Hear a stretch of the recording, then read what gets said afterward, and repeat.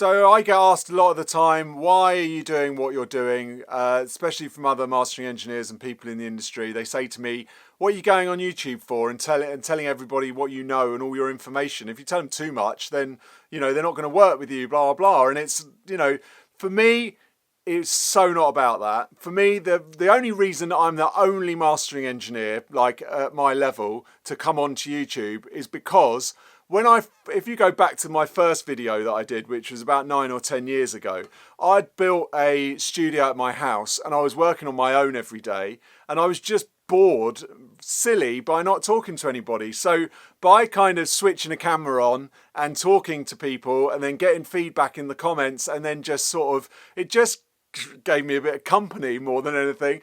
And I just felt that I got off on telling people what I know, and I enjoy it. And it's like, and that's what happened in the early stages. And then when I went to Metropolis mastering, and suddenly I was in a bigger studio, I thought, this is great, because nobody's kind of seen behind Metropolis, and no one's seen what the rooms are like, and no one's sort of had a look around. I'd never been there before. I'd never seen what it looked like before I worked there. So it was quite eye-opening and fun. And I just thought, well, I can share that on here.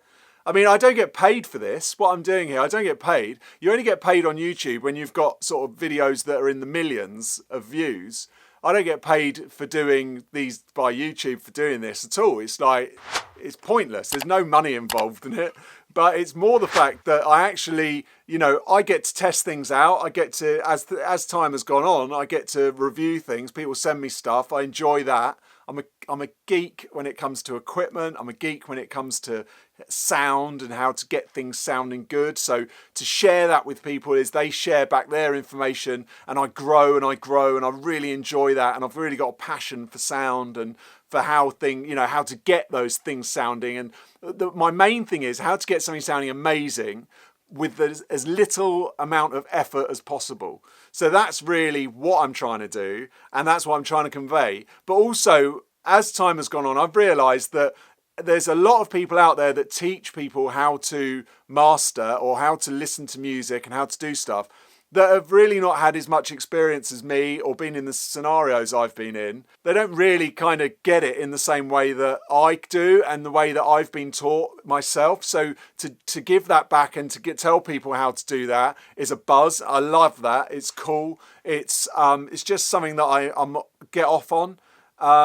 And I like getting the feedback. I mean, the more comments I get, the more subscribes I get and all that, it just feeds back to me, makes me want to do it more, makes me want to give away more of things that I know and things that I come across, because I'm changing a lot. If you look back at my old videos, I was totally analog, but as plugins have come in, I've sort of grown with that, got into that, got involved in that by building my own plugin. And it's just nice for people to see the journey that I'm on over the last sort of 10 years. And me to look back and think, okay, yeah, I remember when I did that, and that was cool. So for me to document my career as I go, share as much information with other people, they're sharing it back to me, it's all good. I mean, I'm never going to have 1 million subscribers on YouTube or on Instagram or wherever, because I'm a mastering engineer. It's mega niche.